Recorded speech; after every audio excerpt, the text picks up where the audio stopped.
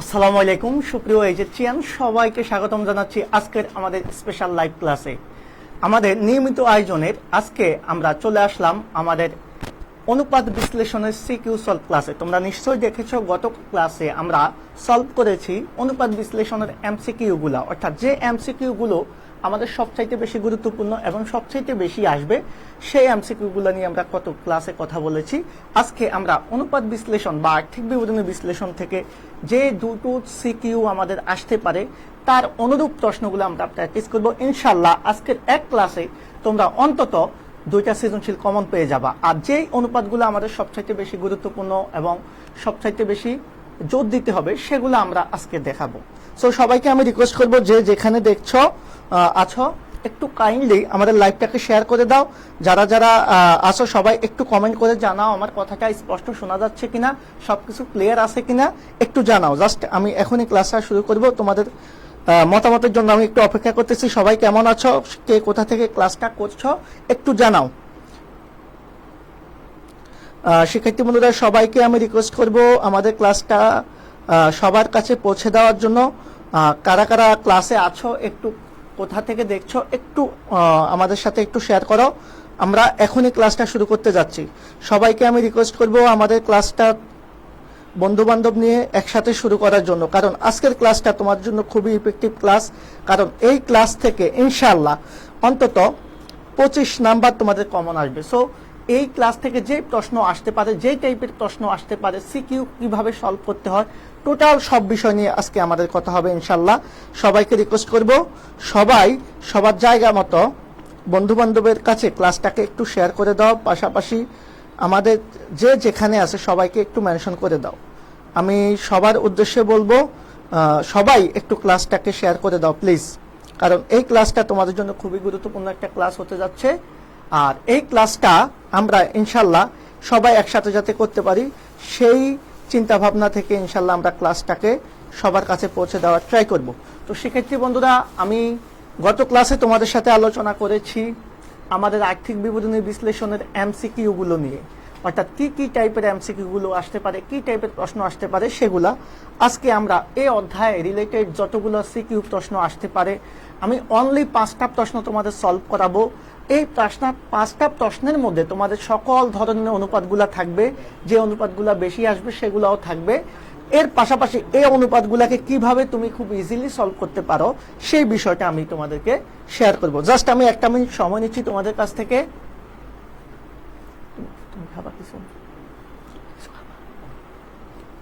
তো সবাইকে রিকোয়েস্ট করব যে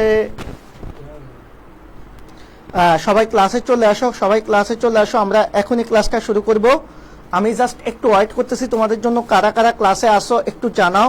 পাশাপাশি সবাইকে একটু মেনশন করে দাও, তোমাদের বন্ধু বান্ধব যারা আছে সবাইকে একটু মেনশন করে দাও কাইন্ডলি, যাতে সবাই ক্লাসটা একসাথে এনজয় করতে পারি ইনশাল্লাহ। আজকের ক্লাসটা হবে 100 ক্লাস।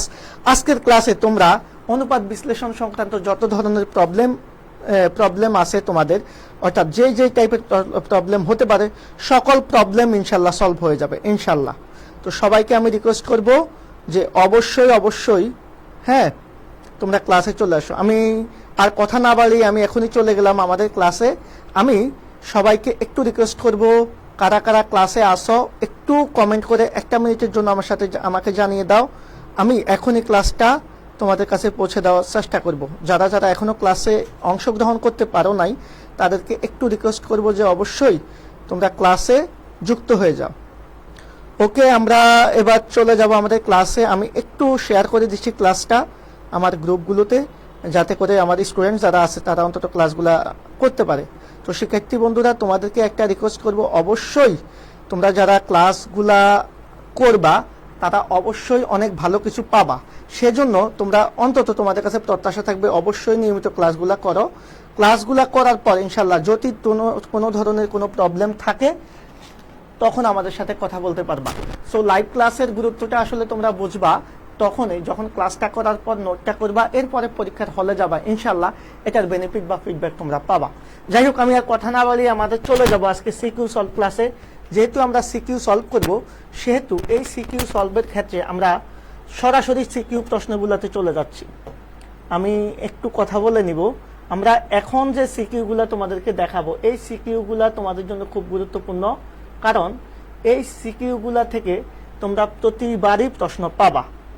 আর একটা বিষয় না বললেই নয়, এই সিকিউ প্রশ্নগুলা যে আমরা করব, এই সিকিউ প্রশ্নগুলাতে আমরা কি টাইপের তথ্য পাবো সেই তথ্যগুলো আমরা জাস্ট দেখছি। আমি 1 নাম্বার একটা প্রশ্ন তোমাদের সাথে আছে সলভ করবো। লিমা কোম্পানি লিমিটেড 2014 সালের 31শে ডিসেম্বর তারিখে কিছু তথ্য দেওয়া আছে। দেখো, এই পাশে আমাদের কিছু দায় থাকবে আর এই পাশে কিছু সম্পদ থাকবে। এই দায় আর সম্পদগুলা নিয়ে আমাদের একটা আর্থিক বিবরণী দেওয়া থাকবে, অর্থাৎ আর্থিক অবস্থার বিবরণী দেওয়া থাকবে, মাঝে মধ্যে আয় বিবরণীরও কিছু তথ্য আমাদের দেওয়া থাকবে, নিচে কিছু তথ্য দেওয়া থাকবে। এই তথ্যগুলোর সাহায্যে মূলত আমরা কি করব, অনুপাতগুলো সমাধান করব। এখন আসো, এই যে সম্পদ এবং দায়, আমাদের সবচাইতে গুরুত্বপূর্ণ যে বিষয়টা আমাদের প্রশ্নে বা এখানে যে টাইপের আমাদের একটা আর্থিক অবস্থার বিবরণী দেওয়া থাকবে এইরকম। এই পাশে হচ্ছে আমাদের থাকবে হচ্ছে, খেয়াল করবা, এই পাশে থাকবে হচ্ছে আমাদের মূলধন ও দায়। হ্যাঁ, এই পাশে থাকবে ভাইয়া কি, মূলধন ও দায়। একটু খেয়াল করবা, মূলধন ও দায়। আর এই পাশে টাকা, এই পাশে হচ্ছে সম্পদ সমূহ বা সম্পত্তি সমূহ। হ্যাঁ, সম্পত্তি সমূহ। এই সম্পত্তি সমূহগুলা থাকবে আর পাশাপাশি কি থাকবে, টাকা থাকবে। তাহলে এইভাবে থাকবে। এখন এই যে মূলধন ও দায়, একটু খেয়াল করবা, এই মূলধন ও দায়ের মধ্যে 3 টাইপের আইটেম থাকবে। তোমাদেরকে খুব ইজি করে দিচ্ছি বিষয়টা, যাতে করে তোমাদের খুব সহজে অনুপাত বিশ্লেষণটা সমাধান করতে পারো। আমি এতটুকু বলতে পারবো যে আজকের ক্লাস যারা করবা তারা ইনশাল্লাহ অনুপাত বিশ্লেষণের যত ধরনের ঝামেলা আছে সব ক্লিয়ার হয়ে যাবে, ইনশাল্লাহ সব ক্লিয়ার হয়ে যাবে। সেজন্য সবাইকে রিকোয়েস্ট করব, অবশ্যই অবশ্যই বন্ধু বান্ধবের কাছে ক্লাসটা শেয়ার করে দাও। আমি একটু রিকোয়েস্ট করব তোমাদের কাছে, তোমরা অবশ্যই শেয়ার করে দাও। দেখো, এই যে মূলধন ও দায় ভাইয়া, এই মূলধন ও দায়ের মধ্যে আমাদের 3 টাইপের আইটেম থাকবে। কয় ধরনের? 3 টাইপের। একটা হচ্ছে মনে করো মালিকানা সত্ত্বগুলা থাকবে। আমি জাস্ট তোমাদেরকে বিষয়টা খুব ইজি করে দিচ্ছি। মালিকানা সত্ত্বসমূহ, সত্ত্বসমূহ। হ্যাঁ, মালিকানা সত্ত্বগুলা থাকবে। এরপরে দীর্ঘমেয়াদী দায় থাকবে। একটু খেয়াল করবা, দীর্ঘমেয়াদী দায়, দীর্ঘমেয়াদী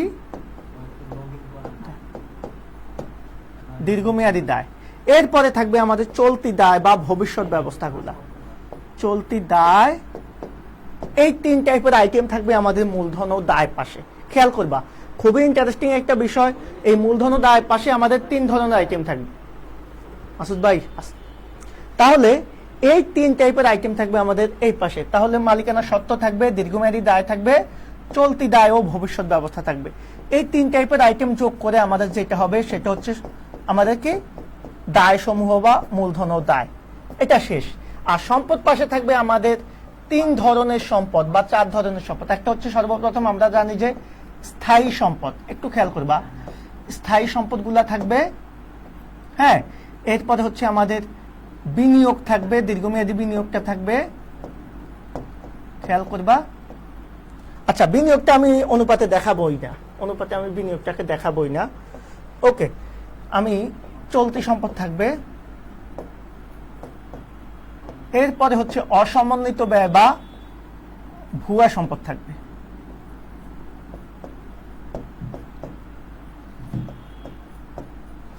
এই 3 টাইপের সম্পদ আমাদের থাকবে। এরপর আমরা কি করব, এটাকেও যোগ করব। যোগ করার পরে আমাদের ব্যালেন্সটা মিলে যাবে, দুই পাশের ব্যালেন্সটা মিলে যাবে। এ হচ্ছে আমাদের আর্থিক অবস্থার বিবরণী চিত্র। অর্থাৎ আর্থিক অবস্থার বিবরণীতে এর বেশি কোনো কিছু থাকবে না। তার মানে আমি সবাইকে যেটা রিকোয়েস্ট করব, অবশ্যই সেই বিষয়টা একটু মাথায় রাখবা। তোমাদের আর্থিক অবস্থার বিবরণীতে কিন্তু যা যা দিয়েছি এই জিনিসগুলোই থাকবে। সবাই কেমন আছো, কে কোথা থেকে বলছো দেখছো, একটু কাইন্ডলি কমেন্ট করে জানিয়ে দাও। আমি সবার উদ্দেশ্যেই বলবো যে আজকের ক্লাসটা তোমাদের জন্য খুব বেশি গুরুত্বপূর্ণ হতে যাচ্ছে, কারণ এই ক্লাসের মাধ্যমে তোমরা ইনশাল্লাহ অনেক কিছু পাবা। সো আমি সবাইকে রিকোয়েস্ট করব, দেখো এই 3 টাইপের জিনিস থাকবে আমাদের সম্পদ পাশে এবং 3 টাইপের জিনিস থাকবে আমাদের মূলধন ও দায় অথবা দায় পাশে। এখন দেখো, এই যে মূলধন ও দায় পাশে মালিকানা সত্ত্বগুলা থাকবে। এখন আমার প্রশ্ন হচ্ছে, তোমরা মালিকানা সত্ত্বগুলাকে চেনো? অবশ্যই চেনো। দীর্ঘমেয়াদী দায়গুলা চেনো, চলতি দায়গুলা চেনো।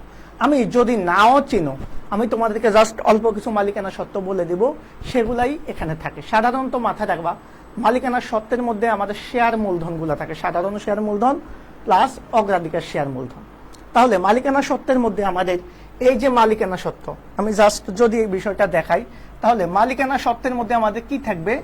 মালিকানা সত্ত্বের মধ্যে আমাদের থাকবে হচ্ছে, আমি জাস্ট সংক্ষেপে আলোচনা করে দিচ্ছি, মালিকানা সত্ত্বের মধ্যে থাকবে আমাদের শেয়ার মূলধন। যেহেতু আমাদের এটা কোম্পানির অ্যাকাউন্ট, সেক্ষেত্রে শেয়ার মূলধন। এই শেয়ার মূলধনের মধ্যে আমরা জানি দুই ধরনের মূলধন থাকবে, সাধারণ শেয়ার মূলধন এবং অগ্রাধিকার শেয়ার মূলধন। এরপরে হচ্ছে আমাদের কি থাকবে? সাধারণ সঞ্চিতি, সাধারণ সঞ্চিতি বা সঞ্চিতি তহবিল। এরপরে থাকবে লভ্যাংশ সমতাকরণ তহবিল, লভ্যাংশ সমতাকরণ তহবিল, খেয়াল করবা, করণ তহবিল। এরপরে আমাদের থাকতে পারে হচ্ছে প্রতিপূরক তহবিল বা সিঙ্কিং ফান্ড, সিঙ্কিং ফান্ড বা প্রতিপূরক তহবিল। এরপরে আমাদের থাকতে পারে হচ্ছে মালিকানা সত্ত্বের মধ্যে রক্ষিত আয় বা সংরক্ষিত আয়, সংরক্ষিত আয়ের ক্রেডিট, যেটা সংরক্ষিত আয় অথবা রক্ষিত আয়, রক্ষিত আয় অথবা লাভ লোকসান হিসাবে উদ্দীপ্ত, যে কোনো একটা নামে থাকতে পারে। ওকে, এই যে যেগুলো আমি দেখিয়েছি তোমাদেরকে এখানে, এগুলা হচ্ছে আমাদের মালিকানা সত্ত্বের মধ্যে থাকবে। তাহলে কি কি থাকতে পারে? শেয়ার মূলধন, সাধারণ শেয়ার মূলধন, অগ্রাধিকার শেয়ার মূলধন, সাধারণ সঞ্চিতি, লভ্যাংশ সমতাকরণ তহবিল, সিঙ্কিং ফান্ড বা প্রতিপূরক তহবিল। এরপর হচ্ছে সংরক্ষিত আয় অথবা রক্ষিত আয়। এগুলো হচ্ছে আমাদের মালিকানা সত্ত্বের মধ্যে থাকবে, খেয়াল করবা। তাহলে আমরা যেটা দেখলাম, এই মালিকানা সত্ত্বের মধ্যে কি কি জিনিস থাকতে পারে, আমরা ক্লিয়ার কিনা? মালিকানা সত্ত্বের মধ্যে এই জিনিসগুলো থাকতে পারে। কি কি জিনিস? সাধারণ শেয়ার মূলধন, অগ্রাধিকার শেয়ার মূলধন, সাধারণ সঞ্চিতি বা সঞ্চিতি তহবিল, তারপরে হচ্ছে লভ্যাংশ সমতাকরণ তহবিল, সিঙ্কিং ফান্ড বা প্রতিপূরক তহবিল। তোমরা কষ্ট হলেও একটু রিকোয়েস্ট করবো যে তোমরা একটু নোটটা করে নাও। হ্যাঁ, যারা যারা আছেন, আমি একটু রিকোয়েস্ট করবো আপনারা একটু কমেন্ট করে জানান যে ক্লাসটা আপনারা বুঝতেছেন কিনা, কারণ আপনাদের রেসপন্স না পেলে তো ক্লাসটা কন্টিনিউ করা পসিবল না। সো আমি যেটা বললাম যে মালিকানা সত্ত্বের মধ্যে তোমরা এই বিষয়গুলোকে দেখবা। ম্যাক্সিমাম আরো দুই একটা মালিকানা সত্ত্ব আছে যেটা আমরা অঙ্ক করতে গেলে দেখিয়ে দিব। সেক্ষেত্রে আমরা যেগুলা এখন দেখিয়েছি সেই মালিকানা সত্ত্বগুলো আগে আপনারা জাস্ট বুঝে নেন। তাহলে সাধারণ শেয়ার মূলধন অথবা অগ্রাধিকার শেয়ার মূলধন, এটা একটা মালিকানা সত্ত্ব অথবা শেয়ার হোল্ডারদের সত্ত্ব। এরপর হচ্ছে সাধারণ সঞ্চিতি অথবা সঞ্চিতি তহবিল। এরপরে হচ্ছে সিঙ্কিং ফান্ড বা প্রতিপূরক তহবিল।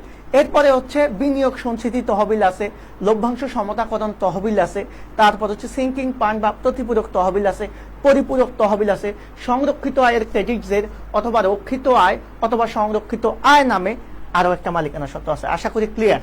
এগুলো আমাদের মালিকানা সত্ত্বে বসবে। এরপরে কি আছে দেখেন তো, মালিকানা সত্ত্বের পরে আমরা পাবো হচ্ছে দীর্ঘমেয়াদী দায়। মাথায় রাখবা, দীর্ঘমেয়াদী দায়ের মধ্যে শুধুমাত্র একটাই বসবে, সেটা হচ্ছে যে কোনো প্রকারের ঋণ, দীর্ঘমেয়াদী দায়। তাহলে দীর্ঘমেয়াদী দায়ের মধ্যে আমাদের কি আসবে? শুধুমাত্র যে কোনো প্রকারের পার্সেন্টেজ যুক্ত ঋণ, যেটা পার্সেন্টেজ যুক্ত ঋণ অথবা ঋণ সংক্রান্ত যা যা আছে, এই জিনিসটা বসবে আমাদের দীর্ঘমেয়াদী দায়ে। তার মানে আমরা দুইটা আইটেম পেয়ে গেছি। কি কি পেয়ে গেছি? মালিকানা সত্ত্ব আমরা চিনে গিয়েছি, দীর্ঘমেয়াদী দায় চিনে গেছি, বাকি যা আছে সবই চলতি দায়। তার মানে দায় পাশে আমরা যদি মালিকানা সত্ত্ব আর দীর্ঘমেয়াদী দায়টা মাথায় রাখতে পারি, চলতি দায় আর ভবিষ্যৎ ব্যবস্থা আমাদের মাথায় না রাখলেও চলবে। ক্লিয়ার কিনা? বিষয়টা তোমরা ক্লিয়ার হয়েছো কিনা একটু জানাও তো। ক্লিয়ার কিনা একটু বলো তো, কমেন্ট করে একটু জানাও তো। আপনাদের রেসপন্সটা খুব দ্রুত আশা করছি। যে যারা যারা আছেন এখনো লাইভে আসেন নাই, আপনারা একটু বন্ধু বান্ধবকে জানিয়ে দেন। আজকের ক্লাসটা আপনাদের জন্য খুব বেশি গুরুত্বপূর্ণ ক্লাস হতে যাচ্ছে। আপনারা আমি আগেও বলেছি যে এই ক্লাসটা থেকে আপনারা অনেক ধরনের প্রশ্ন কমন পাবেন ইনশাল্লাহ। এই ক্লাসটা আপনাদের জন্য খুবই ইফেক্টিভ, সেজন্য আমি অবশ্যই রিকোয়েস্ট করব আপনারা সবাই একসাথে ক্লাসটা এনজয় করবেন ইনশাল্লাহ। আমাদের নিয়মিত আয়োজনে আজকে আপনাদের সাথে আমার আরো ক্লাস আছে, সেজন্য আমি রিকোয়েস্ট করব আপনাদেরকে অবশ্যই ক্লাসগুলো একটু আপনারা সবাই একসাথে করেন।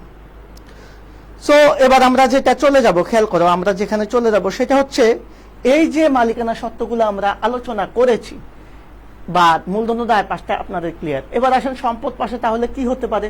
সম্পদ পাশে আমরা জানি স্থায়ী সম্পদ। স্থায়ী সম্পদগুলা কি কি হতে পারে? আমরা যেগুলা দীর্ঘমেয়াদী অর্থাৎ 1 বছরের বেশি সময় প্রতিষ্ঠান ব্যবহার করব, যেগুলা দিয়ে আমাদের মূলধন বা দীর্ঘমেয়াদী ব্যয় হবে, যেগুলো আমাদের স্থায়ী সম্পদ অর্জনের ক্ষেত্রে হবে, সেগুলোকে আমরা দীর্ঘমেয়াদী ব্যয় বা স্থায়ী সম্পদ বলি। এগুলো মূলত কারবারের মূলধন কাঠামো গঠনে গুরুত্বপূর্ণ ভূমিকা পালন করে। সেজন্য এই স্থায়ী সম্পদগুলো আমরা সবাই চিনি। আসবাবপত্র, হ্যাঁ, আসবাবপত্র, ভূমি ও দালান কোঠা, তারপরে হচ্ছে যন্ত্রপাতি, অফিস সরঞ্জাম, এই জাতীয় জিনিসগুলো। হ্যাঁ, যন্ত্রপাতি, অফিস সরঞ্জাম, অফিস সরঞ্জাম, এগুলো হচ্ছে আমাদের স্থায়ী সম্পদ। আমি জাস্ট উপরে দেখাই দিলাম আর কি। এরপরে স্থায়ী সম্পদ আরো আছে, আপনারা সবাই জানেন স্থায়ী সম্পদ অনেক জাতীয় স্থায়ী সম্পদ আছে, সেগুলো আপনারা চাইলে এখানে লিখতে পারেন, দরকার নেই। চলতি সম্পদ আর ভুয়া সম্পদ, এই জিনিসটা আমরা একটু একবার বলে নিব আপনাদের জাস্ট সুবিধার্থে। যাদের অঙ্ক যখন আমি করাবো তখন কিন্তু আপনাদের এই জিনিসগুলো আমি আর বলবো না, সেজন্য এখন এগুলা নিয়ে আলোচনা করছি, কারণ অঙ্ক করার সময় এগুলো আপনাদের নিজেদের পারতে হবে। দেখেন, চলতি সম্পদের মধ্যে আমাদের যেটা আছে সেটা হচ্ছে চলতি সম্পদ একটু বেশি হবে, সেজন্য আমি আরেকটা টেকনিক বলি যে স্থায়ী সম্পদ অল্প কয়েকটা আছে আর ভুয়া সম্পদ অল্প কয়েকটা আছে। এই সম্পদগুলা মাথায় রাখতে পারলে আপনি চলতি সম্পদ চিনতে পারবেন। দেখেন তাহলে ভুয়া সম্পদগুলা কি হতে পারে? আমরা এখানে মালিকানা সত্ত্ব দেখেছি, আমি জাস্ট কয়েকটা ভুয়া সম্পদ বা কাল্পনিক সম্পদ বা অবাস্তব সম্পদ নিয়ে একটু কথা বলি। এই অবাস্তব সম্পদগুলো আপনারা সবাই চিনেন, আর্থিক বিবরণী করতে গেলে আপনারা সবাই এই জিনিসগুলো জানবেন, সেজন্য এগুলাকে আমি আর নতুন করে লেখাচ্ছি না, আমি জাস্ট অল্প কয়েকটা লিখবো। যেমন প্রাথমিক খরচ, অনুপাত বিশ্লেষণে যেগুলা বেশি আসতে পারে, প্রাথমিক খরচ বা প্রাথমিক খরচা বলি। এরপর হচ্ছে শেয়ার অবহার বা বাট্টা, শেয়ার অবহার অথবা বাট্টা, শেয়ার অবলেখকের কমিশন, শেয়ার অবলেখকের কমিশন, অবলেখকের কমিশন, কমিশন বা দস্তরি, অথবা শেয়ার দালালের কি দস্তরি, যেই নামে থাকুক না কেন। তাহলে প্রাথমিক খরচ, শেয়ার অবহার বা বাট্টা, শেয়ার অবলেখকের কমিশন বা দস্তরি। এরপর হচ্ছে আমাদের নিতে পারি আমরা যে কোনো ধরনের গবেষণা খরচ, গবেষণা খরচ এটসেট্রা, আরো অনেক ধরনের ব্যয় আছে, সেগুলো আমরা এখানে দেখালাম না। এই কয়েকটা জিনিস আমাদের অনুপাতে বেশি আসে, হ্যাঁ, সেজন্য আমরা এই জিনিসগুলোকে একটু বেশি মাথায় রাখবো। দেখো তাহলে আমাদের তিনটা জিনিসই আমাদের আলোচনা হয়ে গেছে। কি কি আলোচনা করলাম? যে অনুপাত বিশ্লেষণের অঙ্ক করতে গেলে আমাদের যে যে প্রবলেমগুলো হবে, যেমন প্রথমে আমরা মালিকানা সত্ত্বগুলা চিনবো। তাহলে মালিকানা সত্ত্বগুলা কি কি আমরা অলরেডি চিনে গিয়েছি। মালিকানা সত্ত্বগুলো হচ্ছে শেয়ার মূলধন, সাধারণ সঞ্চিতি, লভ্যাংশ সমতাকরণ তহবিল, সিঙ্কিং ফান্ড বা প্রতিপূরক তহবিল, সংরক্ষিত হয় বা রক্ষিত হয়। এরপরে আমরা বলেছি হচ্ছে দীর্ঘমেয়াদী দায়। দীর্ঘমেয়াদী দায়ের ক্ষেত্রে আমি যদি একটা বলেছি, যে কোনো ধরনের পার্সেন্টেজ যুক্ত ঋণ বা বন্ড, এগুলো হচ্ছে দীর্ঘমেয়াদী দায়। ওকে, এই দুইটা জিনিস আমরা ক্লিয়ার, এই দুইটা জিনিস আমরা ক্লিয়ার। আমি একটু রিকোয়েস্ট করব, দেখো তাহলে আমাদের মালিকানা সত্ত্বগুলা ক্লিয়ার, আমরা দীর্ঘমেয়াদী দায়টা ক্লিয়ার। এবার আসেন দীর্ঘমেয়াদী দায়ের পরে, তার মানে আমাদের বাকি কি থাকবে? বাকি সবই হচ্ছে চলতি দায় ও ভবিষ্যৎ ব্যবস্থার আন্ডারে চলে যাবে, সো এটাকে আমরা মনে না রাখলেও চলবে। এরপর আমরা বলছি স্থায়ী সম্পদ কি? স্থায়ী সম্পদ হচ্ছে আসবাবপত্র, ভূমি, দালান কোঠা, যন্ত্রপাতি, অফিস সরঞ্জাম, কলকরজা, যন্ত্রপাতি, হ্যাঁ, এই জাতীয় জিনিসগুলো স্থায়ী সম্পদ। এরপরে বলছি ভুয়া সম্পদ বা অসমন্বিত ব্যয় বা কাল্পনিক সম্পদগুলা কি?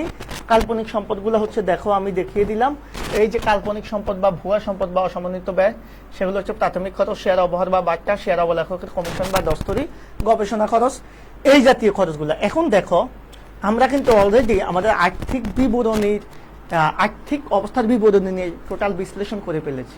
এখন এখান থেকে আমরা চাইলে অনেক ধরনের সূত্র বানাতে পারি।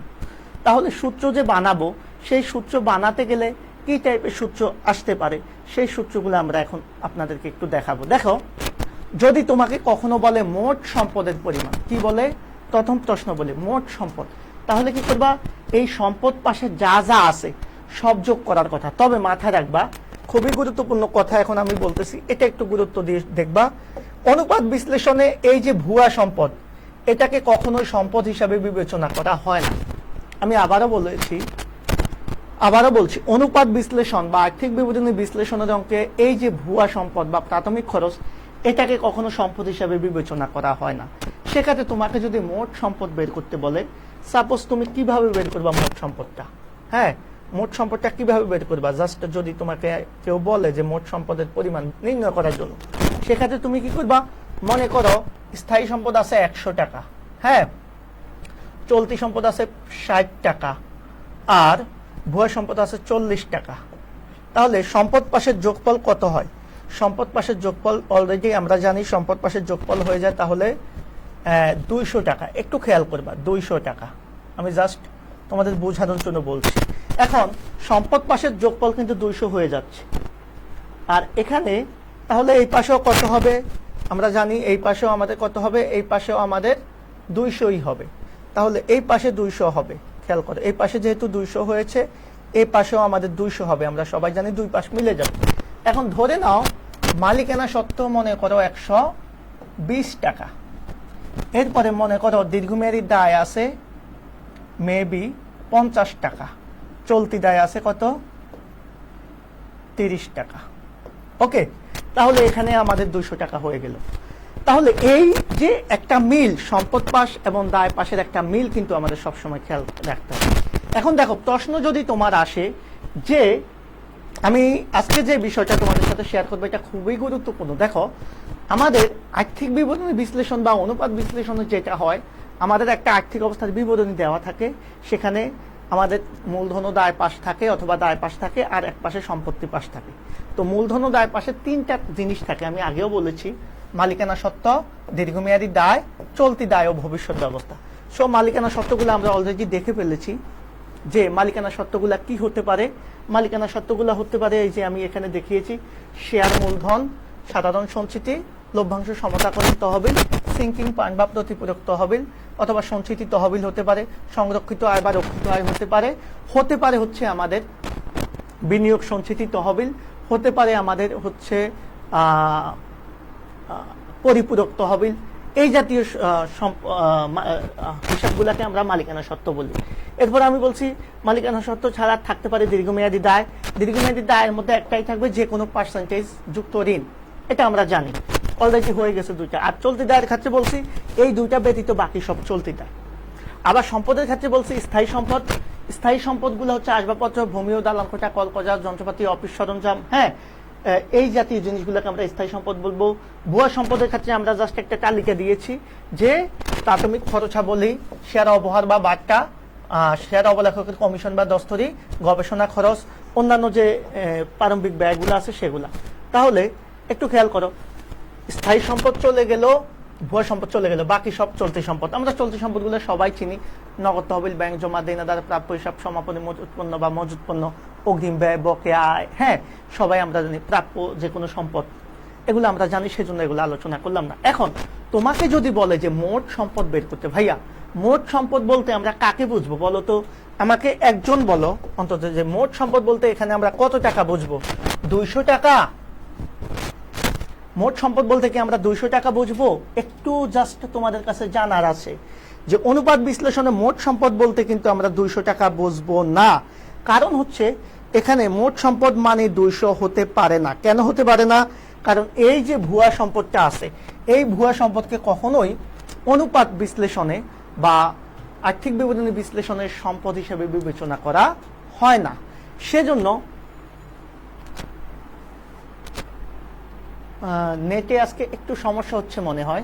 তোমরা কি ক্লাসটা বুঝতে পারতেছো নাকি সমস্যা হচ্ছে তোমাদের? একটু জানাও তো।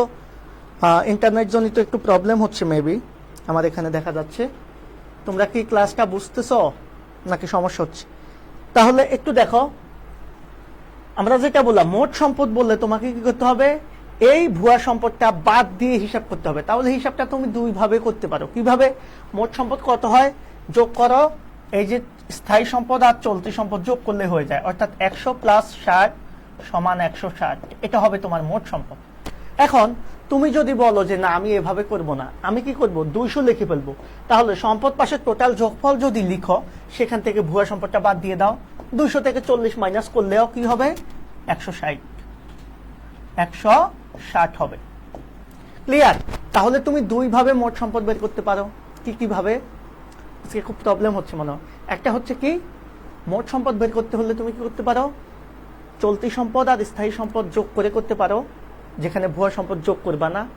অথবা তুমি যদি সম্পদ পাশে যোগফল যোগ নিয়ে কাজ করো, তখন এখান থেকে ভুয়া সম্পদ থাকলে সেটা বাদ দিয়ে দিবা, রেজাল্ট একই আসবে। আশা করি বুঝতে পারছো। এখন আরেকটা প্রশ্ন মাঝে মধ্যে আসে যে তোমাকে মালিকানা সত্ত্ব বের করতে বলে, মালিকানা সত্ত্ব। তাহলে মালিকানা সত্ত্ব বের করতে বললে কিভাবে বের করবা? যদি সেটা বের করতে বলে, খেয়াল করো তো মালিকানা সত্ত্ব কিভাবে বের করবা। তোমার তো মনে হচ্ছে যে মালিকানা সত্ত্ব বললে আমরা কি করব, এই যে মালিকানা সত্ত্ব যা যা আছে, হ্যাঁ আমরা একটু আগে দেখিয়েছি যেটা, এগুলা সব যোগ করে দেব। হ্যাঁ, এগুলা সব যোগ করে দিলে আমার মালিকানা সত্ত্ব হয়ে যাবে, তাই তো? কিন্তু বিষয়টা আদতে তা না। অনুপাত বিশ্লেষণের অঙ্কে একটু ঝামেলা হয় এই দুইটা জিনিস নিয়ে, মোট সম্পদ বের করতে গেলে, মালিকানা সত্ত্ব বের করতে গেলে, অথবা বিনিয়োজিত মূলধন বের করতে গেলে আমাদের একটু ঝামেলা পোয়াতে হয়। ঝামেলাটা কি সেটা আমি এখন দেখাচ্ছি। এই যে মালিকানা সত্ত্ব তুমি বের করবা, এই মালিকানা সত্ত্ব বের করতে গেলে যেটা করতে হবে তোমাকে, সর্বপ্রথম তোমাকে এই মালিকানা সত্ত্ব সবগুলা কি করতে হবে, যা যা আছে সবগুলা কি করতে হবে, সবগুলা অ্যামাউন্ট কি করতে হবে, যোগ করতে হবে। যোগ করে এখান থেকে আমরা যে ভুয়া সম্পদ পেয়েছি সেই ভুয়া সম্পদটা বাদ দিয়ে দিতে হবে। তাহলে যেটা হবে সেটাই মালিকানা সত্ত্ব। তাহলে বিষয়টা কি দাঁড়ালো, অনুপাত বিশ্লেষণে যদি তোমাকে কখনো মালিকানা সত্ত্ব বের করতে বলে, তাহলে তুমি মালিকানা সত্ত্ব বের করার সময় সকল মালিকানা সত্ত্ব যোগ করে সেখান থেকে ভুয়া সম্পদটা বাদ দিবে। এটা হচ্ছে কথা। তাহলে মোট সম্পদ করতে গেলেও সম্পদ পাশে যোগফল নিলে ভুয়া সম্পদ বাদ দিতে হবে। যদি যোগফল না নিয়ে শুধু চলতি সম্পদ, স্থায়ী সম্পদ, বিনিয়োগ, এই তিনটা যোগ করো, তাহলে আর বাদ না দিলেও চলবে। আর যদি তুমি মালিকানা সত্ত্ব বের করতে চাও, অবশ্যই মালিকানা সত্ত্বের যোগফল করার পর সেখান থেকে তুমি কি করবা, ভুয়া সম্পদটা বাদ দিয়ে দিবা, তাহলে মালিকানা সত্ত্ব পেয়ে যাবা। ওকে, এরপরে আমাদের আরো একটা প্রশ্ন আসে, যদি তোমাকে বলে বহিদায় পরিমাণ কত। বহিদায় বলতে আমরা কি বুঝি ভাই? আমি এর আগেও বলেছি, দায় মূলত দুই প্রকার। দায় মূলত কয় প্রকার? দায় মূলত দুই প্রকার। কি কি? দায়কে আমরা দুই ভাগে ভাগ করি। আমি এর আগেও অনেকবার আলোচনা করেছি এটা নিয়ে, সেজন্য আলোচনা করতে আসলে ইচ্ছে করে না। দায় মূলত মাথায় রাখবা, দায় মূলত দুই প্রকার। কি কি? একটা হচ্ছে আমরা জানি অন্তদায় এবং বহিদায়। তো এই যে বহিদায়, বহিদায় মানে হচ্ছে মোট দায়। বহিদায় মানে হচ্ছে মোট দায়, আর এই মোট দায় মানে হচ্ছে শুধু দায়। আর এই দায়ের মধ্যে দুই ধরনের দায়ী থাকবে, একটা হচ্ছে চলতি, একটা হচ্ছে দীর্ঘমেয়াদী। আর অন্তদায় বলতে আমরা বুঝি মালিকানা সত্ত্বগুলা। সো এই জিনিসটা আমরা ক্লিয়ার হয়েছি যে দায় মানে কিন্তু এটা না। সো এটা হচ্ছে একটা বিষয়। তাহলে এই যে চলতি দায়, দীর্ঘমেয়াদী দায়, এই দুইটা দায় যোগ করলে আমরা কি পাবো, মোট দায় বা বহিদায়। এটা হচ্ছে মোট দায়। আশা করি বিষয়টা তোমরা ক্লিয়ার। এবার আসো, তাহলে সম্পদ পাশে আর কোন সম্পদ, তোমাকে মোট সম্পদ বের করতে বলে। এবার যদি তোমাকে প্রশ্নের কখনো বলে বিনিয়োজিত মূলধন, আচ্ছা এই বিনিয়োজিত মূলধন বের করতে গেলে ৩-৪ ভাবে আমরা বের করতে পারবো। তবে এই বিনিয়োজিত মূলধন এখন আমি বের করা শিখাবো না, আমি দুই একটা অঙ্ক তোমাদেরকে আগে দেখাচ্ছি, এরপরে আমরা অঙ্কে চলে যাব। দেখো এখানে যেগুলো আছে আমরা এগুলো একটু দেখি। যেমন শেয়ার মূলধন, অগ্রাধিকার শেয়ার মূলধন, তারপরে হচ্ছে অগ্রাধিকার শেয়ার মূলধন, এটা হচ্ছে সাধারণ শেয়ার মূলধন হবে, সাধারণ সঞ্চিতি। এই যে তিনটা জিনিস এখানে দেখলাম। হ্যাঁ, এরপরে সামনে আর কোনো কিছু আছে কিনা, সামনে সংরক্ষিত আয়। তাহলে কয়টা জিনিস দেখলাম? শেয়ার মূলধন, অগ্রাধিকার শেয়ার মূলধন, সাধারণ সঞ্চিতি, সংরক্ষিত আয়। এই চারটা মালিকানা সত্ত্ব, ঋণপত্র, একটা দীর্ঘমেয়াদী দায়, বাকি যে তিনটা জিনিস আছে প্রদেয় হিসাব, প্রদেয় নোট, ব্যাংক জমাতিরিক্ত, এটা হচ্ছে চলতি দায়। সম্পদ পাশে যদি আমরা ঠিক যাই, সম্পদ পাশে যদি আমরা যাই, দেখো সম্পদ পাশে ভূমি ও দালান কোঠা, কলকজা, তারপরে হচ্ছে ভূমি ও দালান কোঠা, কলকজা, আসবাবপত্র, তারপরে হচ্ছে আমাদের তারপরে হচ্ছে এই তিনটা স্থায়ী সম্পদ, মজুদ পণ্য, প্রাপ্য হিসাব, প্রাপ্য নোট, হাতে নগদ। এই চারটা হচ্ছে কি সম্পদ? চলতি সম্পদ। চলতি সম্পদ। আরেকটা সম্পদ আছে যেটা হচ্ছে প্রাথমিক খরচাবলী, এটাকে আমরা বলি হচ্ছে ভুয়া সম্পদ। প্রথমে তোমরা অঙ্ক করার সময় এই জিনিসগুলোকে একটু চিনে নিবা। এরপরে কিছু তথ্য আছে, তথ্য নাই, এখানে তোমাকে বলেছে মালিকানা সত্ত্ব বের করার জন্য। তাহলে ক নাম্বার প্রশ্ন অলরেডি আমরা পারবো। মালিকানা সত্ত্ব বের করতে গেলে আমরা চারটা মালিকানা সত্ত্ব পেয়েছি। এই যে সংরক্ষিত আয়, এর সাথে আরো তিনটা মালিকানা সত্ত্ব আছে। কি কি? সাধারণ শেয়ার মূলধন, অগ্রাধিকার শেয়ার মূলধন, সাধারণ সঞ্চিতি। এই চারটা যোগ করে এখান থেকে আমরা কি করব? এখান থেকে আমরা এই যে প্রাথমিক খরচাবলীর ভুয়া সম্পদটা বাদ দিয়ে দিলেই আমাদের মালিকানা সত্ত্ব হয়ে যাবে। ক্লিয়ার? এরপরে বলছে চলতি অনুপাত এবং তড়িৎ অনুপাত নির্ণয় করো। ভাইয়া চলতি অনুপাত বা তড়িৎ অনুপাত কিভাবে বের করতে হয় তোমরা অলরেডি অবশ্যই জানো। চলতি অনুপাত মানে হচ্ছে চলতি সম্পদকে কি করবা তুমি, চলতি অনুপাত মানে হচ্ছে অনুপাত তো ভগ্নাংশ, এটা কালকেও দেখিয়েছি, সো এটা লাগবে না তোমাদের। চলতি অনুপাত মানে হচ্ছে তুমি কি করবা, চলতি দায় দিয়ে কাকে ভাগ করবা, চলতি সম্পদকে। যদি তড়িৎ অনুপাত বলে জাস্ট চলতি দায় দিয়ে কি করবা, তড়িৎ সম্পদকে ভাগ করে দিবা, তাহলে হয়ে যাবে। তাহলে এখন এখানে চলতি সম্পদ কোনগুলো আমরা সবাই জানি। এই যে চলতি সম্পদ হচ্ছে এগুলা, মজুত পণ্য, তারপরে প্রাপ্য হিসাবে 1 লাখ, মজুত পণ্য 90,000, প্রাপ্য নোট কত 10,000, এরপরে হচ্ছে হাতে নগদ 1,42,000। তাহলে এগুলা যোগ করো, 3,42,000 টাকা হচ্ছে চলতি সম্পদ। আর চলতি দায় কোনটা, চলতি দায় হচ্ছে এই যে 15,07,000, এরপরে 60,000, 40,000, হ্যাঁ 16,07,000 হচ্ছে, এই তিনটা হচ্ছে চলতি দায়। তাহলে কি দাঁড়াচ্ছে, এই চলতি সম্পদকে তুমি চলতি দায় দ্বারা ভাগ করলে একটা অনুপাত আসবে, সেটাই চলতি অনুপাত। ঠিক একইভাবে তড়িৎ সম্পদ যদি বের করতে বলে, এই চলতি সম্পদের মধ্যে একটা সম্পদ আছে, কোন সম্পদটা, এই চলতি সম্পদের মধ্যে এই মজুদ পণ্য যেটা আছে, এই মজুদ পণ্যটা, হ্যাঁ এই মজুদ পণ্যটা হচ্ছে আমাদের কি সম্পদ, তড়িৎ সম্পদ না, এটা শুধুই চলতি সম্পদ। সেজন্য যখন তোমাকে চলতি সম্পদ বের করতে বলবে, চলতি সম্পদের যোগফল কত আসে দেখো, চলতি সম্পদের যোগফল আসে হচ্ছে 1 লক্ষ, 2 লক্ষ, 3,42,000, 3,42,000 টাকা আসে চলতি সম্পদের যোগফল। এটা হচ্ছে চলতি সম্পদ, খেয়াল করবা, আমি জাস্ট অঙ্কটা বুঝাচ্ছি তোমাদেরকে। এখন তোমাকে বলছে তড়িৎ সম্পদ বের করতে, জাস্ট এই যে 3,42,000 টাকা আছে, এখান থেকে তুমি কি করবা, 90,000 টাকা মজুত পণ্য বাদ দিয়ে দিবা, 90,000, তাহলেই হয়ে যাবে। তার মানে কত হয়, 2,52,000। এটা হবে তোমার কি, এটা হবে তোমার তড়িৎ সম্পদ।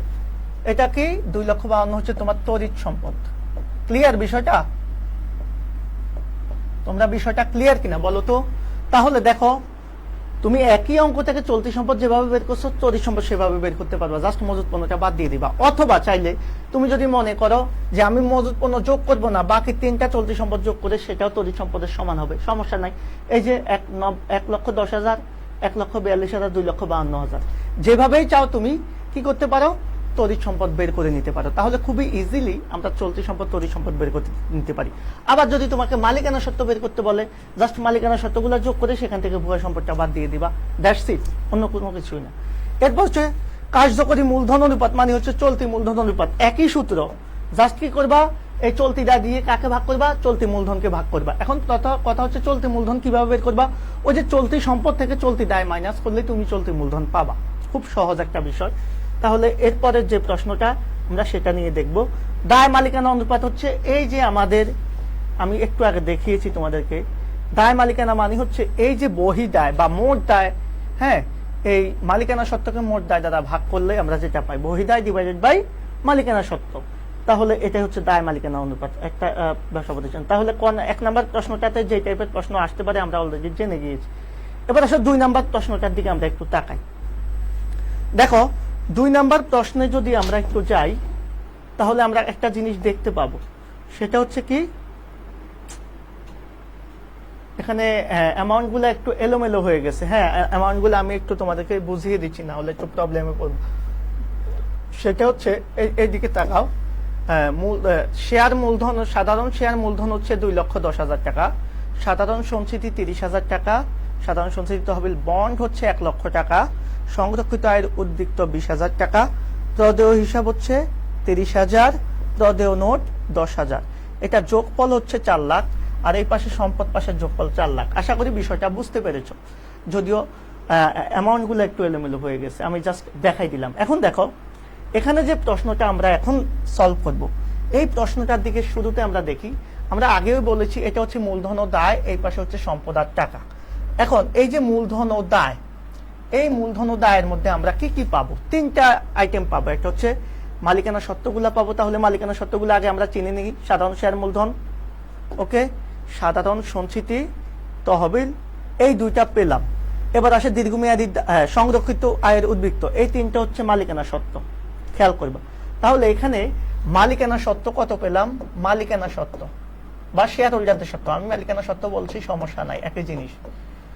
মালিকানা সত্ত্ব পেলাম 3টা, সাধারণ শেয়ার মূলধন 2,10,000, তাহলে আমি জাস্ট 2,10,000 আমি জাস্ট অ্যামাউন্টটা তোমাদেরকে বুঝাচ্ছি, প্লাস সাধারণ সঞ্চিতি হচ্ছে 30,000 আর রক্ষিত আয়ের উদ্বৃত্ত হচ্ছে কত?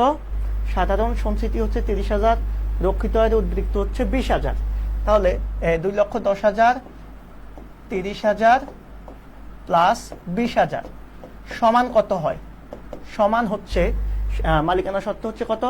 2,10,000 30 40 2,60,000। এটা হচ্ছে স্বাভাবিকভাবে আমরা মালিকানা সত্ত্বের যোগফলটা পেলাম। এবার আসো, দীর্ঘমেয়াদী দায় একটাই আছে, সেটা কি? দীর্ঘমেয়াদী দায়ের মধ্যে একটাই আছে, সেটা হচ্ছে বন্ডের টাকা তো এটা না। তাহলে দীর্ঘমেয়াদী দায়ের মধ্যে আমাদের যেটা আছে সেটা জাস্ট আমি দেখাচ্ছি। দীর্ঘমেয়াদী দায়ের মধ্যে একটাই আছে, সেটা হচ্ছে বন্ড। বন্ড আছে কত টাকায়? 1,00,000 টাকায়। এটা হচ্ছে দীর্ঘমেয়াদী দায়। এরপরে হচ্ছে আমাদের কি আছে? 2টা চলতি দায় আছে, প্রদেয় হিসাব এবং প্রদেয় নোট হচ্ছে চলতি দায়। তো চলতি দায়টা আমি জাস্ট দেখাচ্ছি তোমাদেরকে। চলতি দায় কত? চলতি দায় হচ্ছে এখানে ভাইয়া প্রদেয় হিসাব হচ্ছে আমাদের কত? 30,000 আর প্রদেয় নোট হচ্ছে আমাদের 10,000, অর্থাৎ 30,000 প্লাস 10,000 40,000 হচ্ছে আমাদের কি? চলতি দায় 40,000। তাহলে চলতি দায় পেলাম, দীর্ঘমেয়াদী দায় পেলাম, মালিকানা সত্ত্ব পেলাম। আমাদের কিন্তু অলরেডি দায় পাশ শেষ। তোমরা এভাবে বিশ্লেষণ করে যদি করো তাহলে কোনো প্রবলেমই হবে না। তাহলে এই পাশ শেষ। এখন সম্পদ পাশে এসে বিশ্লেষণ করি, যেমন কলকজা, দালান কোঠা, আসবাবপত্র, এই 3টা ভাই কি সম্পদ? স্থায়ী সম্পদ। তাহলে তুমি স্থায়ী সম্পদ যদি লেখো, স্থায়ী সম্পদের যোগফল কত হবে? স্থায়ী সম্পদ, স্থায়ী সম্পদের যোগফল হবে ভাইয়া কত? 1,40,000 আর 1,50,000 2,90,000 আর 20 3,10,000। আমি সরাসরি 3,10,000 টাকা লিখে ফেললাম, তোমাদের সুবিধার্থে তোমরা আলাদা করে নিবা। এটা হচ্ছে স্থায়ী সম্পদ। এবার আসো, আর এখানে কি ভুয়া সম্পদ বা অস্পর্শনীয় সম্পদ বা অসমন্বিত ব্যয় বা কাল্পনিক সম্পদ আছে? এই অঙ্কে কিন্তু নাই। প্রাথমিক খরচ, শেয়ার অবহার বা অবলেখকের কমিশন কোনো কিছু কিন্তু নাই। তার মানে স্থায়ী সম্পদ বাদে বাকি যা আছে সবই কি সম্পদ? চলতি সম্পদ। তাহলে চলতি সম্পদ কত আছে?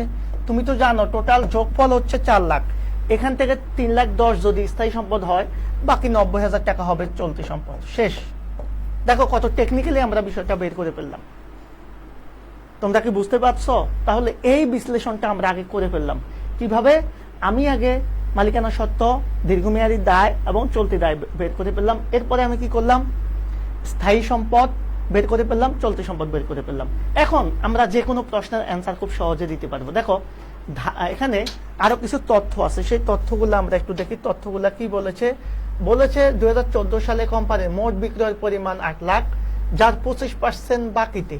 তাহলে সেই বছর অর্জিত কর বাদ নিট লাভ, কর বাদ নিট লাভ মানে হচ্ছে কর বাদ দেওয়ার পর যে নিট লাভটা বা কর পরবর্তী যে নিট মুনাফা সেটা, সেক্ষেত্রে আমাদের নিট লাভের পরিমাণ 2 লক্ষ টাকা। তাহলে ক নাম্বার বলেছে ধারে বিক্রয়ের পরিমাণ। এখন এটা তো সোজা প্রশ্ন, ধারে বিক্রয়ের পরিমাণ কত তারা তো বলেই দিয়েছে। টোটাল বিক্রয়ের পরিমাণ ছিল 8 লক্ষ টাকা, তারা বলে দিয়েছে এটার কত পার্সেন্ট ধারে? 25%। সো এটা তো তোমরা ইজিলি পারবা। 25% কত? 4 ভাগের 1 ভাগ, তার মানে কত? 2 লক্ষ টাকা। আমরা এইভাবে করে ফেলতে পারবো ধারে বিক্রয়ের পরিমাণ। ক নাম্বার শেষ। দেখো এক লাইনে তুমি 2 নাম্বার পেয়ে গেছো। এরপরে চলতি অনুপাত, তড়িৎ অনুপাত নির্ণয় করে ফলাফলের উপর মন্তব্য করো। ভাইয়া চলতি অনুপাত বা তড়িৎ অনুপাত কিভাবে বের করতে আমরা সবাই জানি। চলতি অনুপাত মানে হচ্ছে চলতি সম্পদ ডিভাইডেড বাই চলতি দায়। তড়িৎ অনুপাত একই রকম, তড়িৎ সম্পদ ডিভাইডেড বাই চলতি দায়। তো এখানে চলতি সম্পদ কত? এই অঙ্কে আমাদের চলতি সম্পদ কত বের হয়েছে একটু আগে দেখলাম? 90,000। আবার চলতি দায় কত ছিল বলতো? এই যে চলতি সম্পদ ছিল 90, চলতি দায় ছিল আমাদের কত? চলতি দায় ছিল হচ্ছে 40। জাস্ট কি করো তুমি 40 দিয়ে ভাগ করে দাও, শেষ। আবার যদি তোমাকে বলে তড়িৎ অনুপাত বের করতে, এখন এই যে তড়িৎ অনুপাত আর চলতি অনুপাত তো প্রায় কাছাকাছি। তাহলে চলতি সম্পদের মধ্যে কি মজুত পণ্য আছে? আছে। কত আছে? চলতি সম্পদের মধ্যে এই 30,000 টাকা আছে মজুত পণ্য। ওকে, তাহলে চলতি সম্পদ থেকে জাস্ট 30,000 টাকা মাইনাস করে দাও, তাহলে তড়িৎ সম্পদ হয়ে যাবে। তড়িৎ সম্পদ কত হয়? তড়িৎ সম্পদ হবে এই 90 থেকে 30 মাইনাস করে দাও, 90,000 থেকে 30,000 মাইনাস করে দিলে আমরা তড়িৎ সম্পদ পেয়ে যাব 60,000।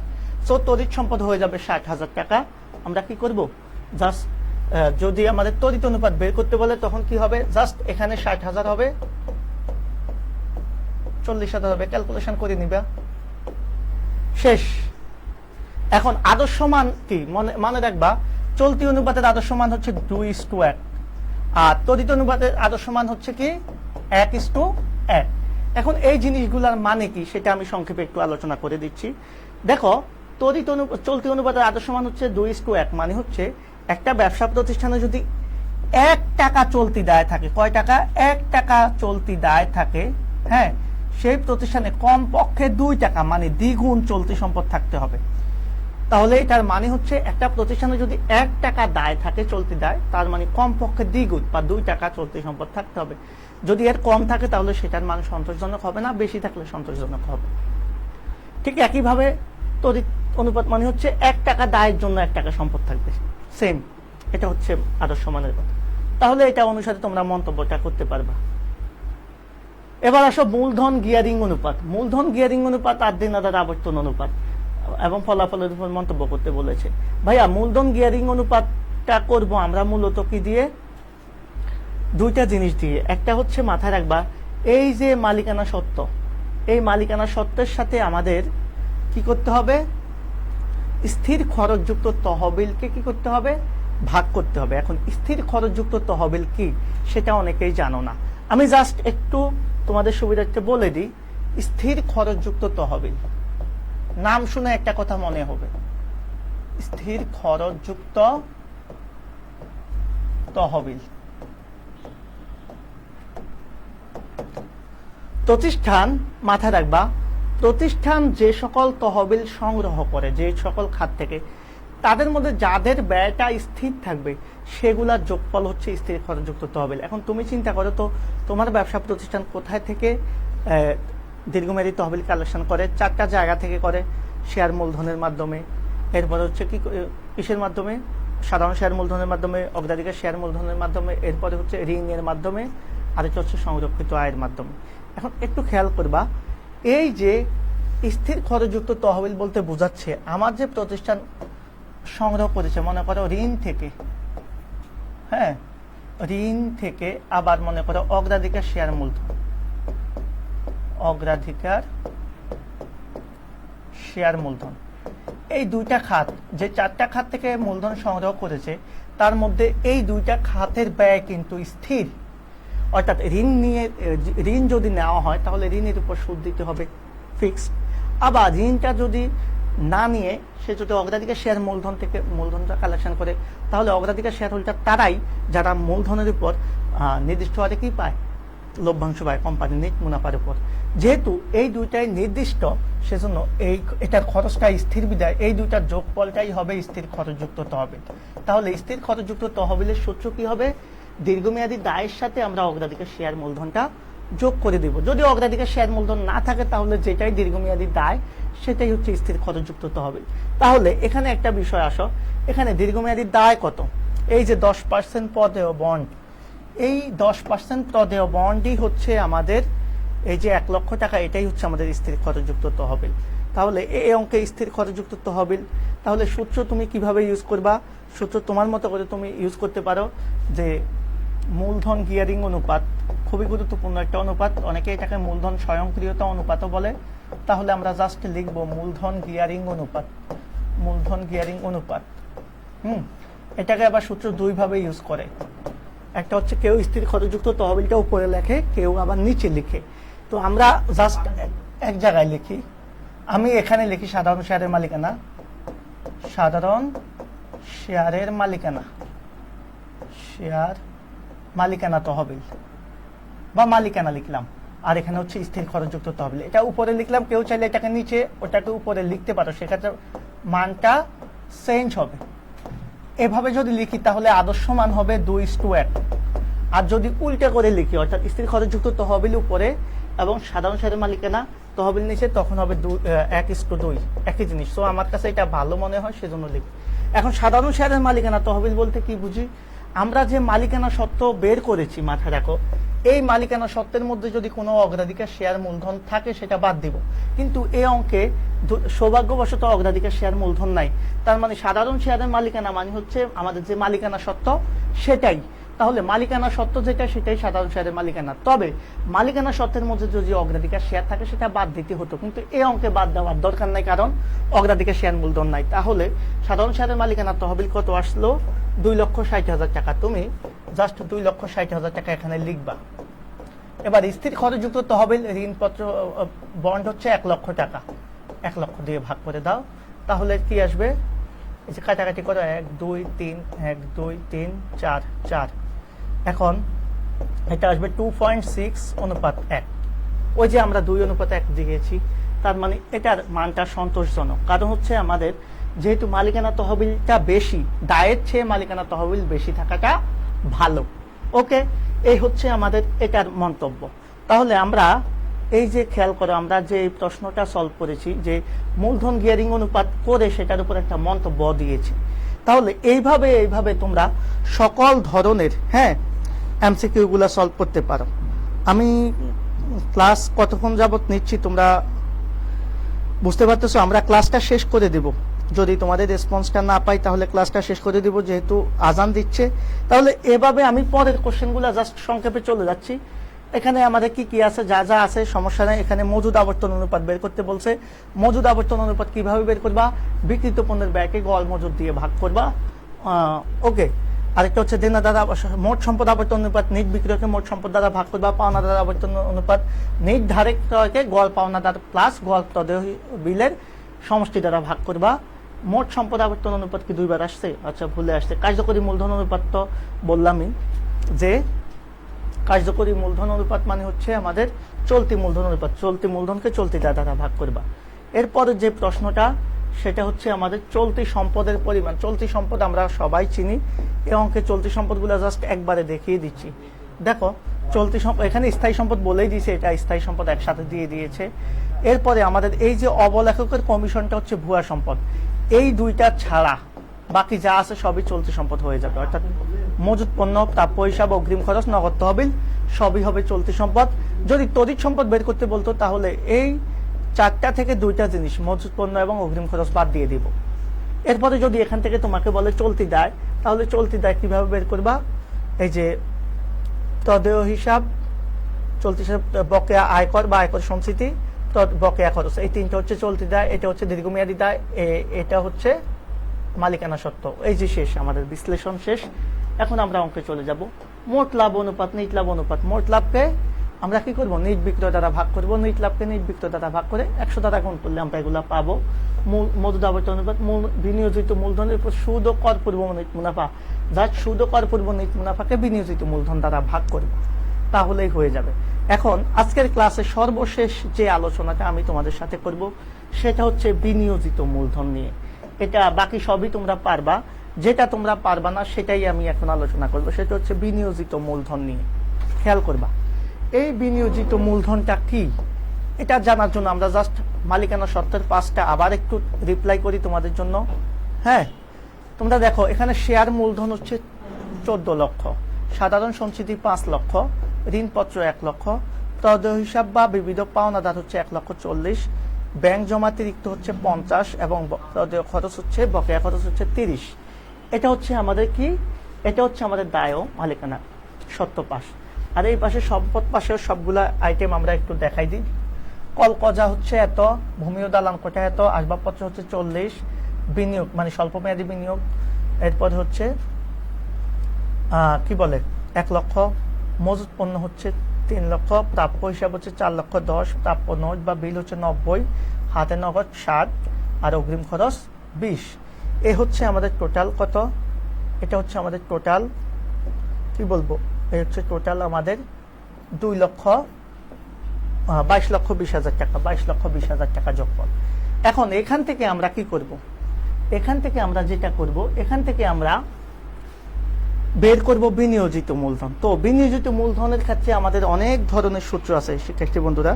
এই বিনিয়োজিত মূলধন বের করতে গেলে অনেক ধরনের সূত্র আমি জানি, তো তোমাদেরকে আসলে অনেক সূত্র শিখিয়ে লাভ নেই। আমি 2টা পাশ থেকে 2টা সূত্র তোমাদেরকে দেখাবো জাস্ট, তাহলেই হয়ে যাবে। তো বিনিয়োজিত মূলধন বের করতে গেলে আমরা সর্বপ্রথম যে সূত্রটা সবাই শিখি সেটা হচ্ছে কি সূত্র? সেই সূত্রটা হচ্ছে, খেয়াল করে আমি আগে জাস্ট লিখি যে বিনিয়োজিত মূলধন, বিনিয়োজিত মূলধন এটা দুইটা পাশ থেকে হয়। একটা হচ্ছে সম্পদ পাশ থেকে হয়,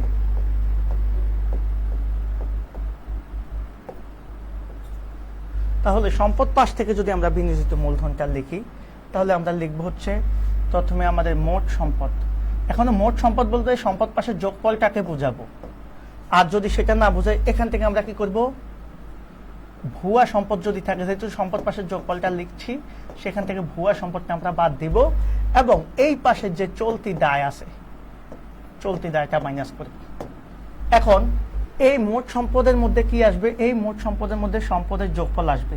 এখন তুমি যদি এইভাবে না গিয়ে তুমি কি করো, তুমি ওই যে চলতি সম্পদ স্থায়ী সম্পদ যোগ করো, চলতি সম্পদ, চলতি প্লাস স্থায়ী সম্পদ যোগ করো, তাহলে তুমি সরাসরি চলতি দায় বাদ দিতে পারবা। তখন আর ভুয়া সম্পদ কি করা লাগবে না, বাদ দেওয়া লাগবে না, কারণ ভুয়া সম্পদ তুমি এটার ভিতরে আনো নাই। আগের যেটা ভুয়া সম্পদ সেখানে কিন্তু ছিল, এই মোট সম্পদের মধ্যে কিন্তু এই মোট সম্পদের মধ্যে মাথায় রাখবা এখানে কিন্তু ভুয়া সম্পদটা অন্তর্ভুক্ত ছিল, সেজন্য আমরা বাদ দিয়ে দিয়েছি। কিন্তু এখানে কিন্তু ভুয়া সম্পদ নাই আর বাদ দিই নেই, একই জিনিস। হ্যাঁ, এক এক বইতে এক একভাবে লেখা, সো তোমাদের এটা নিয়ে কনফিউশন হওয়ার সুযোগ নেই। তাহলে সম্পদ পাশ থেকে আমরা দুইভাবে করতে পারি। কিভাবে? মোট সম্পদ মাইনাস ভুয়া সম্পদ মাইনাস চলতি দায়। ওকে, এখন তুমি যদি মনে করো তুমি আরেকটা ভাবে করবা, কিভাবে? দেখো, অনেক ভাবে করা যায়। আমি জাস্ট টেকনিক্যালি বিষয়টা দেখাচ্ছি, তোমরা হয়তো বা কখনো এই জিনিসটা চিন্তাও করো না। দেখো, এই যে চলতি সম্পদ এবং চলতি দায়, এই আমি স্থায়ী সম্পদটা এই পাশে রাখলাম, স্থায়ী সম্পদ রেখে যোগ এই যে চলতি সম্পদ এবং চলতি দায়, এই দুইটার পার্থক্য কিন্তু আমরা চলতি মূলধন বলি। তাহলে আমি এটাও বলতে পারি চলতি মূলধনের সাথে যদি আমি স্থায়ী সম্পদ যোগ করে দিই তাও কি হয়ে যাবে, আমাদের বিনিয়োজিত মূলধন হয়ে যাবে। তাহলে সম্পদ পাশ থেকে আমি তিনভাবে দেখিয়েছি বিনিয়োজিত মূলধন। এখন তুমি জাস্ট প্রমাণ নাও যে কথা সত্য কিনা। দেখো, আমরা বলেছি বিনিয়োজিত মূলধন আমি সম্পদ পাশ থেকে যখন বের করব তখন ভুয়া সম্পদ থাকলে সেটা বাদ দিব, না থাকলে টোটাল সম্পদটাই হয়ে যাবে। তো এখানে তো আর ভুয়া সম্পদ নাই, এই অঙ্কে শুধু স্থায়ী সম্পদ আছে আর চলতি সম্পদ আছে। যেহেতু ভুয়া সম্পদ নাই, তার মানে 22,20,000 টাকা, এই যে 22,20,000 টাকা, হ্যাঁ, এটাই হবে আমাদের বিনিয়োজিত মূলধন, সরি, এটাই হবে আমাদের মোট সম্পদ। তাহলে মোট সম্পদ লিখলাম। হ্যাঁ, এখান থেকে আমরা জাস্ট কি লিখবো, এই যে 22,20,000 টাকা লিখলাম। এখান থেকে আমাদের জাস্ট মাইনাস হবে কি, চলতি দায়টা। তো আসো, চলতি দায় কত? চলতি দায় হচ্ছে কত দেখো তো, আমাদের চলতি দায় হচ্ছে, এখানে কি কি আছে চলতি দায় আমি সেটা আগে বের করতে হবে। চলতি দায় হবে, দেখো, আমাদের এই যে প্রদেয় হিসাব অথবা ব্যাংক জমাতিরিক্ত আর বকেয়া খরচ, এই তিনটা, তার মানে চলতি দায় হচ্ছে 1,40,000, 50,000, 30,000।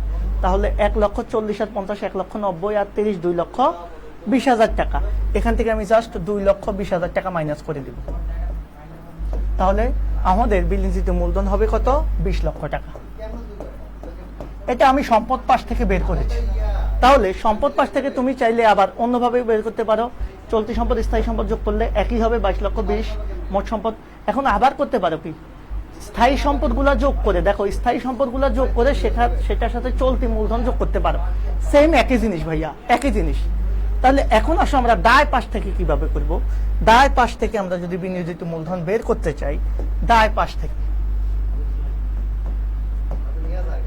দায় পাশ হতে, খেয়াল করবা, দায় পাশ হতে কিভাবে বের করব বিনিয়োজিত মূলধন।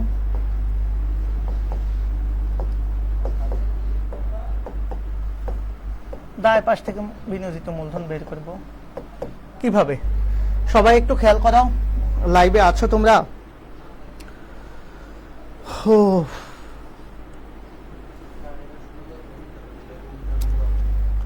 আচ্ছা, ওকে, দায় পাশ থেকে বের করবো কিভাবে আমি জাস্ট দেখাচ্ছি। আমাদের এই যে দায় পাশের মধ্যে শুধুমাত্র মাথায় রাখবা, এই যে আমাদের কি বললাম, এই যে আমাদের এই যে চলতি দায়টা, এই চলতি দায়টা ছাড়া বাকি কি আছে? বাকি আছে দীর্ঘমেয়াদী দায় আর মালিকানা সত্ত্ব। এই দুইটা হচ্ছে আমাদের বড় তহবিল। সেহেতু আমরা কি করব, দায় পাশে কি করব, এই দুইটা তহবিল যোগ করে এটাকে যদি আমরা অ্যাড না করি, এখান থেকে আমরা জাস্ট কি করতে পারবো, ভুয়া সম্পদ বাদ দিলেই হয়ে যাবে। তাহলে একটু খেয়াল করো তো, আমাদের চলতি দায় কত? চলতি দায় হচ্ছে আমাদের 2,20,000। ওকে, আমি টোটাল দায় পাশের যোগফল কত? 22,20,000। একই সেম জিনিস আমি কি করতে পারি, এই আচ্ছা আগে আমি সূত্রটা লিখিয়ে দিচ্ছি। দেখো আমাদের কি বলতে পারি, মোট দায়। মোট দায় বলতে দায় পাশের মোট যোগফল, মোট দায় মানে সব যোগফল আর কি, মোট দায় পাশের যোগফল। যোগফল থেকে আমি কি করতে পারবো, আমার চলতি দায়টা মাইনাস করে দিতে হবে। যদি আমি করি চলতি দায় মাইনাস করব, আর এই পাশে আমি ভুয়া সম্পদটা মাইনাস করব, এটা একভাবে। তাহলে আমি যদি এটাকে এইভাবে দেখাই, তাহলে মোট দায় হচ্ছে, মোট দায় পাশে হচ্ছে 22,20,000। এটার মধ্যে আমার চলতি দায় হচ্ছে 2,20,000। ভুয়া সম্পদ নাই এই অঙ্কে, 0, তার মানে হচ্ছে 20 লক্ষ। আচ্ছা খেয়াল করো, এটাকে আমি অন্যভাবেও করতে পারি। কিভাবে? আমি মোট দায় না লেখে শুধু যদি আমি কি করি, চলতি দায়টা বাদ না দিয়ে যদি চিন্তা করি, তাহলে কি হবে, মোট চলতি দায় বাদে কি আছে, মালিকানা সত্ত্ব আছে। মালিকানা সত্ত্ব, ওকে, মালিকানা সত্ত্বের সাথে আমি কাকে যোগ করছি, দীর্ঘমেয়াদী দায়কে যোগ করছি, মানে ঋণকে যোগ করছি। দীর্ঘমেয়াদী দায় মাইনাস ভুয়া সম্পদ। সেম এস, দেখো দায় পাশে যদি তুমি চলতি দায় যোগ না করে এই যে মালিকানা সত্ত্ব এবং দীর্ঘমেয়াদী দায় যোগ করো, তাহলে কত হবে? তাহলে এখানে এই যে 2,20,000 যোগ হবে না, তার মানে কত হবে যোগফল? তার মানে যোগফল হবে তোমার কত, এই দুইটার যোগফল হবে তোমার 20 লক্ষ টাকা। আর ভুয়া সম্পদ তো এখানে নাই, 0, সো সমান সমান 20 লক্ষ। তাহলে আমি 5টা সূত্র দেখিয়েছি, আমি চাইলে আরো সূত্র বানাতে পারবো। তাহলে এভাবেই আমরা বিনিয়োজিত মূলধন বের করতে পারবো। আমি কি বুঝাতে পেরেছি? বিনিয়োজিত মূলধন হচ্ছে একটা দীর্ঘমেয়াদী তহবিল, এটা আমরা অনেকভাবে বের করতে পারি। কথা ক্লিয়ার?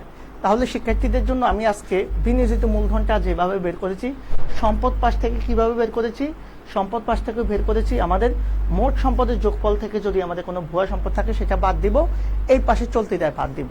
এটা করতে পারি। চাইলে আমি কি করতে পারি, অন্যভাবেও করতে পারি। কিভাবে? চলতি সম্পদ আর স্থায়ী সম্পদ যোগ করলাম, যোগ করে সেখান থেকে চলতি দায় বাদ দিলাম, অথবা চলতি স্থায়ী সম্পদের সাথে চলতি মূলধন যোগ করলাম। আবার দায় পাশ থেকে যদি আমি করি, তখন আমি কি করব, মালিকানা সত্ত্ব দীর্ঘমেয়াদী দায় যোগ করে সেখান থেকে এই পাশ থেকে ভুয়া সম্পদ বাদ দিব, অথবা দায় পাশের টোটাল যোগফল থেকে চলতি দায় মাইনাস করে এরপরে এই পাশে ভুয়া সম্পদ বাদ দিব। That's it. তাহলে আমি অনেকভাবে বিনিয়োজিত মূলধন বের করতে পারি। আজকের ক্লাসটা এতটুকুই থাকলো, এর বাইরে তোমাদের পরীক্ষায় প্রশ্ন আসবে না। দেখো যে প্রশ্নগুলো আসবে সেগুলো কিন্তু অলরেডি আমরা সলভ করে ফেলেছি। সো এই যে দায় মালিকানা অনুপাত, বিনিয়োজিত মূলধনের পরিমাণ বের করা বা আবর্তন অনুপাত, জাস্ট সূত্র শিখলেই পারবা। সো এখানে আর নতুন করে কোনো কিছু শেখানোর নাই, তোমরা বিষয়গুলো খুব ইজিলি পারবা। তো শিক্ষার্থীদের জন্য আজকে যতটুকু আলোচনা হয়েছে ইনশাল্লাহ অনেক ভালো একটা আইডিয়া আমি মনে করি দিতে পেরেছি, যেটা সাধারণত তুমি অন্যান্য টিচারের ক্লাসে পাও না বা পাও নাই। তো সবাইকে ধন্যবাদ জানিয়ে আজকের ক্লাসটা এখানে শেষ করব। আল্লাহ হাফেজ।